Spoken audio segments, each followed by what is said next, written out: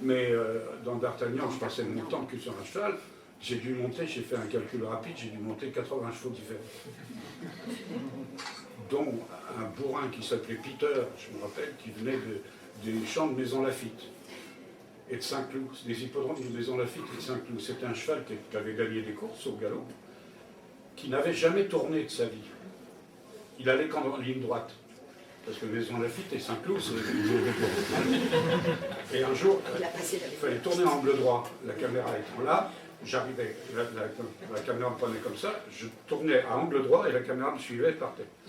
Quand je suis arrivé, j'étais en extension comme ça, je me suis arrêté net. Il n'avait jamais tourné de sa vie. Il n'avait que droit. Alors moi, c'était une flèche, il était gigantesque, il faisait 1m70 au garrot, tu vois. C'était derrière ça l'encolure, tu voyais rien tellement il était dressé. Et ça, c'est des trucs dangereux, comme dit Michel, comme on s'est porté 25 fois. Là, je me suis fait un claquage génial. Tous les muscles des cuisses, bam, je suis retombé sur la selle. Le médecin m'a dit 15 jours d'arrêt. Et puis on m'a dit non, tu tournes après-demain. Pas d'assurance. On découvre un coup d'épée dans l'œil. On m'a dit bon, bah. Il n'y a pas d'assurance, alors je dis comment il n'y a pas d'assurance? Ah non, on n'a pas pris d'assurance parce que ça coûte trop cher. Pour les duels, je dis si je perds mon œil, alors... L'épée qui bouge tout. Bah écoute, je sais pas. Les coups sur les doigts, oui, ça allait. Ah oui, bah tiens, je vais encore une trace.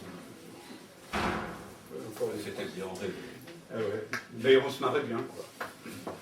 Déjà ça. On ne va pas se plaindre, on n'est pas en train de se plaindre, mais on constate les difficultés de ce genre de film, qui déjà coûte cher, parce que ça suppose des décors, ça suppose beaucoup de costumes, ça suppose justement des chevaux, des carrosses, des voitures, des machins, des trucs, des attelages. C'est très cher. Bon, il faut des décors, où il y ait des lieux où il n'y ait pas de fil électrique, il faut pas qu'il y ait, comme dès qu'il y a un avion qui passe, il faut qu'on coupe la prise, parce que bon, c'est pas d'époque. Alors, c'est vrai que c'est pas simple, donc ça coûte cher, ça coûte très très cher. Et c'est en partie pour ça que ça n'a pas continué comme ça aurait dû. Moi, j'ai dit plusieurs fois à la télévision, j'ai dit, écoutez, est-ce que vous connaissez des séries françaises qui se soient vendues aussi bien à l'étranger que ces films de KPDP qu'on a fait? J'ai dit, si vous voulez de la vente à l'international, il faut faire ce que nous, les Français, on sait faire de mieux, c'est-à-dire des films historiques. C'est quand même notre folklore, c'est quand même notre culture, c'est quand même... On a les châteaux, on a tout que les Américains nous envient tellement. Mais là, on a des lieux que personne n'a.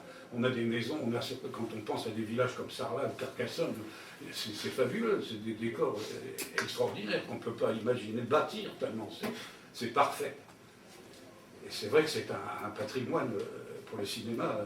J'ai l'impression que ça revient. J'ai l'impression que ça revient. Demande. Moi, je crois. On pourra les grands-pères, c'est bien, mais moi je suis... Ouais.